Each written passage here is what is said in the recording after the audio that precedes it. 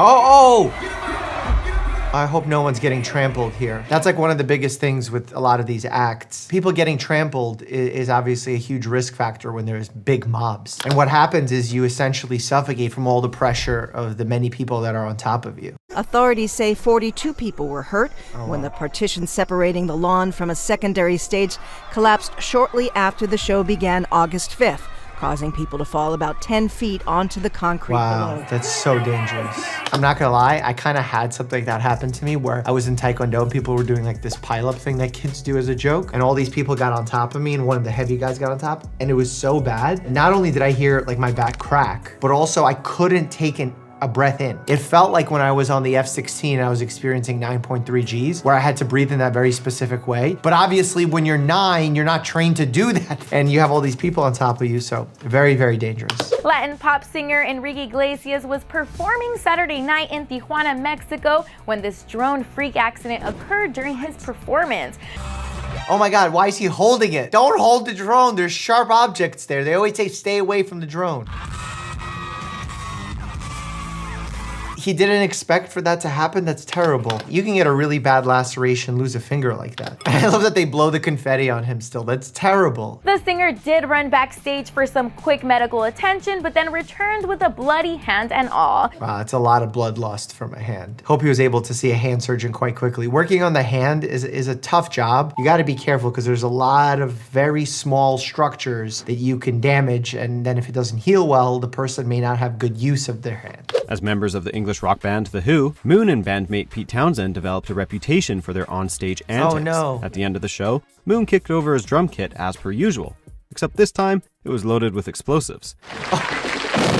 Oh! I did not expect for that to happen. And permanently affected Townsend's hearing. Explosions, the human body, they can't coexist. Hearing damage from incredibly loud noise at that level, at that decibel level, you're gonna have significant sensorineural hearing loss. You're gonna have traumatic barotrauma to the ear as well from an explosion like that, where the eardrum can rupture. It's important to know that it doesn't even have to be that loud. Here's a chart of how long you need to listen to certain decibels before it starts impacting your hearing, and it's quite scary. Michael's downward spiral all started when he filmed a Pepsi commercial in 1984. He was on stage as the director called for pyrotechnics to go off. All around him, they pushed a little too hard, and Michael ended up in harm's way. The pyrotechnics went off, and the flames were licking right at Michael's hair. It caught on fire. Oh my God, that's not a part of the body that can resist burning. That sounds weird. Luckily, they put it out quite quickly, but as far as skin damage, it would be pretty significant. Jackson was dismissed from the hospital today against the advice of his doctor. He has both second and third degree burns of the scalp. Fortunately, the third degree component is relatively small.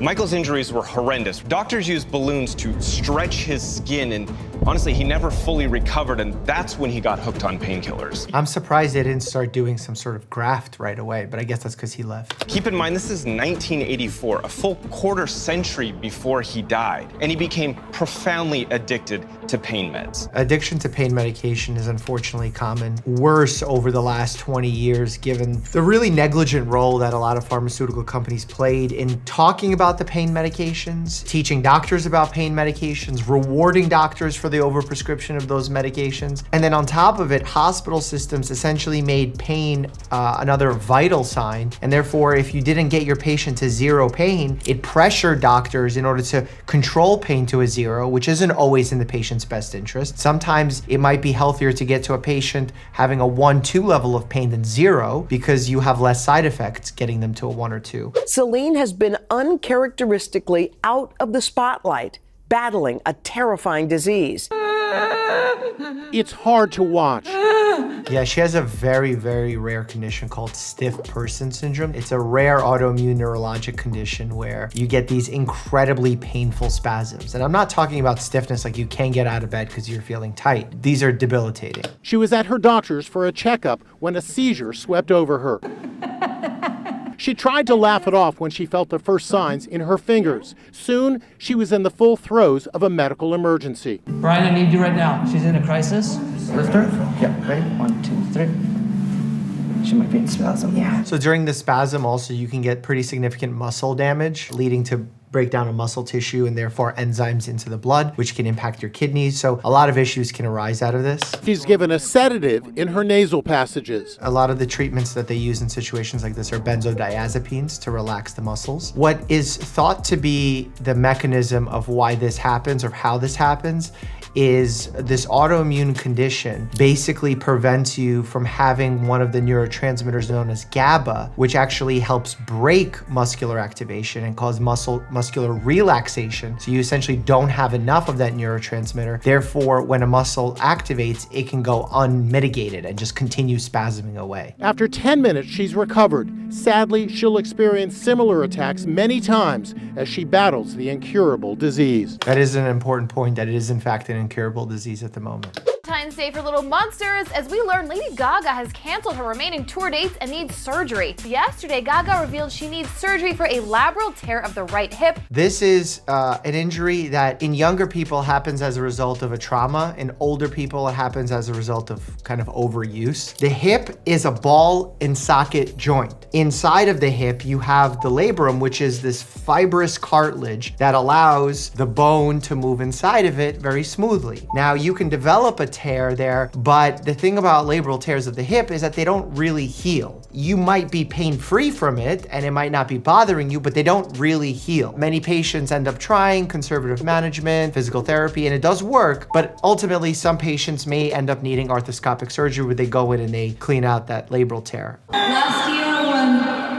I played this same beautiful place, I was so badly injured. And I remember I was dancing, I was doing Scheisse with that big capsule behind me, and I was in some kind of pain, I'll tell you. It can be really, really painful. I've had patients that were so debilitated they couldn't walk as a result of a hip labral tear. That might remind you the fact that there's also labrum in the shoulder that can be torn. Mine's torn in multiple places. But again, with physical therapy and conservative management, you may not need surgery. As the clock ticked down to Travis Scott's arrival, tens of thousands of fans crammed into the venue to see the rap star perform. This was a big story. Concertgoers told NBC News that around 8:30 p.m., the crowd began to compress and push, making moving, even breathing, difficult. Houston police say they first received reports of people falling injured around 9:30 p.m. These days, with people having cell phones, how are they not contacting 911 instantly and 911 shutting down the show instantly? By 9:38 p.m., a mass casualty event has been declared, and Live Nation agrees to cut the show short. 8 people in the crowd died that night. Their ages ranging from 14 to 27. Yeah, this seems like just negligence across the board as opposed to a single individual. But at these concerts, you have to be so safe because you have to think ahead. Sometimes you can get trapped in a situation where at that point you have no more action. So you have to put a lot of forethought into where you're going to be, if it's safe, are you going to be well hydrated, especially when people wait hours and hours online. Electrolyte abnormalities happen. Sometimes people are using illicit substances. Very, very dangerous situation. Taylor Swift is giving fans a health update amid her Eras tour. Oh no. Taking to Instagram on April 24th, the singer captions a series of photos of herself on stage. It looks like a fall on an outstretched hand. Tripped on my dress hem and fell in the dark backstage while running to a quick change. Braced my fall with my palm. It was all very Mercury and retrograde coded. Interesting. I will say that's also one of the common ways that people break their wrist, their scaphoid bone. So I hope the doctor examined her hand and made sure that that wasn't the problem. The show will go on for Adele. The British songstress has undergone throat surgery that has been dubbed a success, and a full recovery is expected. It's got to be some kind of vocal cord surgery. Her pipes are just like, ah! Hello. The London-bred Grammy winner underwent laser microsurgery in Boston to stop recurrent vocal cord bleeding from a benign polyp. Yeah, so vocal cords are known to develop polyps, which functionally can impair the vocal cord's ability to function. Part of it is a healing process, during which we're also telling patients not to speak loudly or whisper, because whispering makes you tense up your vocal cords. You also want to avoid this constant throat clearing because that can actually irritate the area as well. Adele recently revealed that she collapsed backstage at her Las Vegas residency after suffering a flare-up of her spinal condition. At one of her Weekends with Adele shows, the singer told the crowd that she fell and was unable to move because of a sciatica attack. For those who have ever had a sciatic attack, it is debilitating. It hurts to move, it hurts to cough, it hurts to breathe. There's rarely a simple position of comfort. And the sad part is that I want to help patients in these situations. And besides doing some pain management, maybe some inflammation management, there's not great evidence for a lot of medicine, or even treatments, that is. Spinal surgery is not great unless there's very clear evidence of nerve compression. People use steroids, like oral steroid medications to control the inflammation. That doesn't have great evidence behind it. We frequently give muscle relaxers for sciatic pain. Also doesn't have great evidence behind it, but does make people sleepy as a side effect. So people use that for that. And then obviously just using regular pain control, you want to not get into the situation where you're using opioids because they're highly addictive and cause other problems, as one being an example, constipation. For me, it's about limited bed rest, allowing the body to heal itself, getting up and out and moving as long as you're not hurting yourself, making sure that you're starting the rehabilitation process early and safely, and you're doing some activity modification so you're not re-injuring yourself. Boy, is it a hard condition to treat because it's all about the compression of those nerves, the irritation of those nerves. If you've had it, you know. Saying in a 2021 interview with The Face, "I've been in pain with my back for like half of my life, really." Same with me. And Adele also saying that her sciatica can flare up from stress. Yeah, so sciatica really hits you when you're at your lowest. And a lot of that has to do with when you're stressed, you're also not taking care of yourself. You're not sitting and resting in the correct postures. You're resting less often than you should, so you're already prone to more injuries. And when you're overworked, stressed, your odds are not working out and not doing the preventive measures to not have a sciatic flare. That's not to victim blame, but it's just to know what leads up to a sciatic attack. What injury led to you peacing out? When I tore my growth plate in my hip. Oh, I wonder if that's traumatic. This horrible pain here and in my lower back and in my shoulder and in my neck. I wonder if those are connected. I think not. I don't know why, dude. I'm like 17 and my body is like broken. If it's not traumatic, there is a condition that happens in adolescence, like around ages 11 to 16, called SCFE, S-C-F-E, slip capital femoral epiphysis, where the growth plate starts slipping off the bone. It's very painful and it results in this waddle of a walk. I am very flexible. My back is my splits are way insane. So remember, with great, oh my God, I'm gonna do a Spider-Man quote. With great flexibility comes more injuries. So you gotta be really careful with that. You know, I've sprained this ankle 6 or 7 times.